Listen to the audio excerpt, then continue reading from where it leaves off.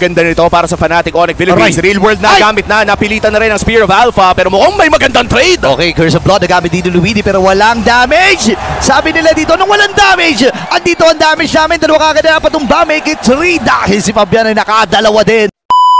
Yun na lang siguro yung naisip ni Kerra pero ngayon naisip din Fnatic Onyx Philippines na bigla kagad dito si Winnie. Buhay pa rin naman habang Primal Knight nagamit ng dito King Kong. Shadow Kill pinagsaluan ng na Fnatic Onyx Philippines. Ngayon tumba si Ezekiel, Sabin Fabian.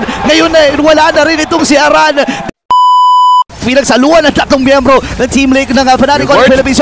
Habang pasok ang Team Lake with Indonesia, Remember Division nagamit din. Limit din yung dalawang miyembro. Aaron Shiki nakakuha ng kill. Naku, delikado at ang Fnatic Onyx Philippines pero tinatapos sa Miguel. Harit Joy ang tatanggalin. Ayan na yung pick. Ayan na yung pick mint, no? Sa kanila pa yung better marksman.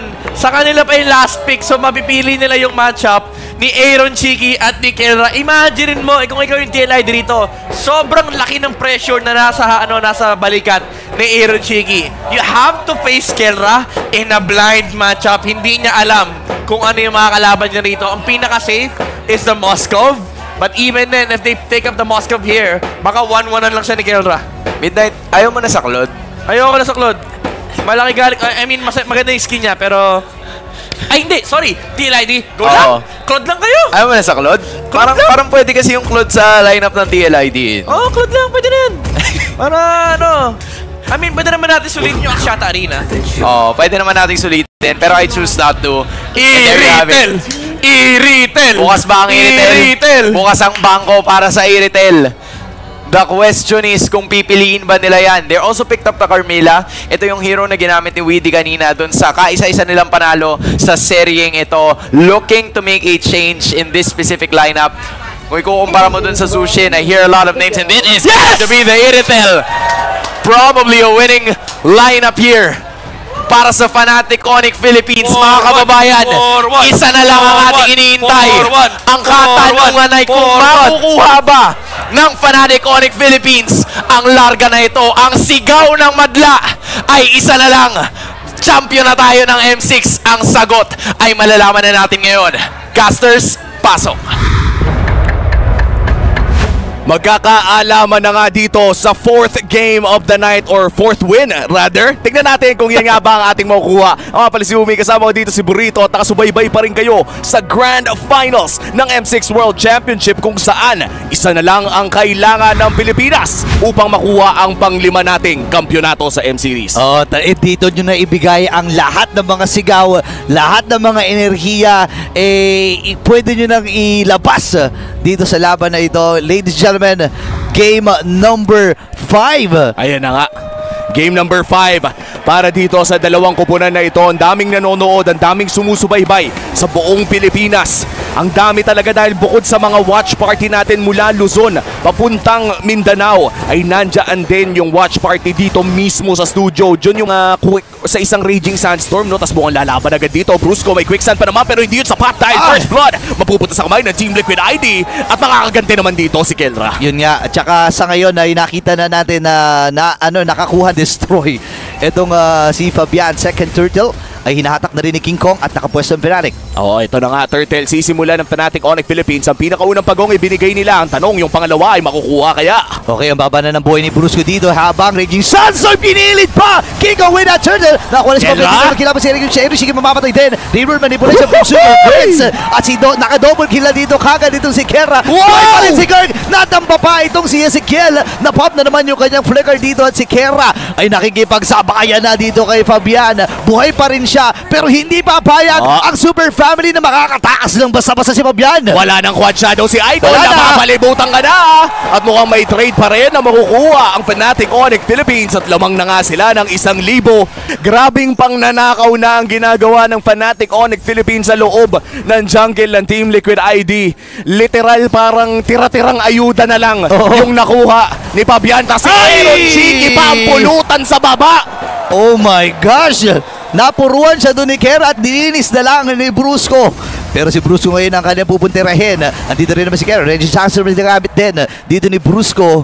Ngayon ay hawak naman ng Fnatic Onyx Philippines ay medyo okay na lead at naagaw pa rin at nakuha ni Fabian yung kanyang purple buff. Napakaganda nito para sa Fnatic Onyx Philippines. Alright. Real world na gamit na, napilitan na rin ang Spear of Alpha, pero mukhang may magandang trade. Okay, Curse of Blood nagamit dito Luigi pero walang damage. Sabi nila dito nung walang damage, andito ang damage namin. Dalawa kagad na patumba, make it 3 dahil si Fabian ay nakadalawa din. Bay kayo tatalon kahit hindi New Year. Oo nga, nabit-bit talaga, no? And ngayon, si Kirk naman ang bibit-bit. Nakikipagsabayan siya dito sa 4 na miyembro. Actually, 5 miyembro ng Team Liquid. Nakaiwas din, pero mabibit-bit siya dito. And Fabian, nakasecure na ng ikatlong pagong at kill din para dito kay Hezekiel. Napakagandang play mula sa Team Liquid ID. Talagang palaban no? Sarili mong orange buff ay hindi mo malapitan. Nahihirapan na talaga dito Team Liquid, pero napaplikan rin si Super Prince pero hindi sapat. Nakakuha na sila dito ng tag-isa. Actually, 2 laban sa 1 ang naging trading doon. Nakala mga Team Liquid Indonesia Lord ay available na rin para sa magkabilang kupunan. Pwesto na si Fabian, pero nararamdaman niya yung hampas ng Lord na yun. O yung kalahati na to kalahati na. Oo, kalahati na agad ng Lord si Ezekiel. Ang kanilang uunahin, makakapag-back up, pero si Super Fritz ang unang nawala. Ako naman ay nakagad 4v5 magilaban dito si Kirk. Bumaba na yung primer, right, nagamit na. Habang si Kera, pipirihin dito sa likod. Napakatapang talaga ni Kera, pero bibigyan siya ng kupunan ng Team Liquid Indonesia. Atras sila dito. Lord ay nakuha na kagad ni King Kong. At kailangan na nilang umiskapo dahil yung mission nila ay napagtagumpayan na. Nakuha naman na yung Lord, pero mukhang papasok ulit dito si Fabian. Quad Shadow is still available. Pero naman nila yung Lord dahil 5v5 ang ating senaryo. Tsaka mababa rin lang naman yung death timer. So yun na lang siguro yung naisip ni Kera. Pero ngayon naisip din naman natin Onyx Philippines. Nabigyan na kagad dito si Winnie. Buhay pa rin naman. Habang primer na nagamit ng dito King Kong. Shadow kill. Pinagsaluan ng 5 metro na Fnatic Onyx Philippines. Ngayon, tumba si Ezekiel. Save it Fabian. Ngayon wala na rin itong si Aran. Dire-diretso ang Fnatic Onyx Philippines dun sa may bandang ibaba naman na magiging puntirya nila. What a raging sandstorm coming in from Brusco. Indo, yan ang sinaing nyo. At kitang-kita yung pag-push nila dito sa intang bandang ibaba. At may Winter's Crown na nga rin dito si King Kong. Mukhang magpupush pa sila pero yung blessing ay nandyan pa rin. Nag-aantay na lamang ng ultimate sa Fnatic Onyx Philippines pero nandyan ang wave clear ng Team Liquid ID. Makakahinga pa ang Team Liquid dito. Dikit sila dito. Si Brusco na ang binibigay nila doon sa mga frontline or doon sa pag-check ng ball. Pero si Kera, grabe naman, napakalarim, river manipulation. At si Ezekiel ay napaatras na nga rin lang. Pasok dito si Fabian, pero makakalabas ba? Yes, sir! Kaya lang, not for long, kasi si Kera ay mga pana pa. Sinundan ng pa namin, homing yan. Oh my God. Sinusundan ka pabalik, men. Natampake ang Fnatic Onyx Philippines dahil Lord ang kanilang puntirya. Nice one, Fabian. Sakto, my Lord pa. Ganun lang, Fabian. Ganun lang. Isa pang ganun, boss. Pero teka lang mukhang papasok dito si Weedy. Raging Sandstorm nagamit na rin. Aaron Cheeky nakakapag-free hit pero yung Spear of Alpha ay nagamit naman na wala lang. Si Kirk ay matatamaan pa. Si Kelray nandito din. Nagamit na rin niya yung ultimate niya. At si Weedy ay namatay. 2 ang tutumba para sa Team Liquid Indonesia habang Brusco lamang para sa Fnatic Onyx Philippines. Kailangang bantayan ng Team Liquid Indonesia. Sabi nila, sige, ikaw nakaganda si King Kong dito ngayon. Pinagsaluan ng 3 miyembro ng Team Liquid ng Fnatic Onyx Philippines. Habang pasok ang Team Liquid Indonesia, Retribution nagamit din. Aaron Cheeky nakakuha ng kill. Naku, delikado at ang Fnatic Onyx Philippines. Pero tinatapos sa ni Kera ang laban na ito. At Kera, kalma muna. Wait lang, may mga minions pa sila nakasama dito. Tatapusin na nga ni Kera at ang kasaysayan para sa 5 feet Fnatic Onyx Philippines. Lakas ng Pinas pa rin ang mananaig. The 5 beat is secured. Nagdidiwang ang buong Pilipinas. At sa istorya ng Indonesia at Pilipinas, mananaig pa rin ang mga Pinoy. My oh my! Matagal inantay ni Kera ang pagkakataon na ito. After nung MSC run nung 2021, Ladies finally, and gentlemen, At ayan na nga, pupunta na tayo sa Malaysia.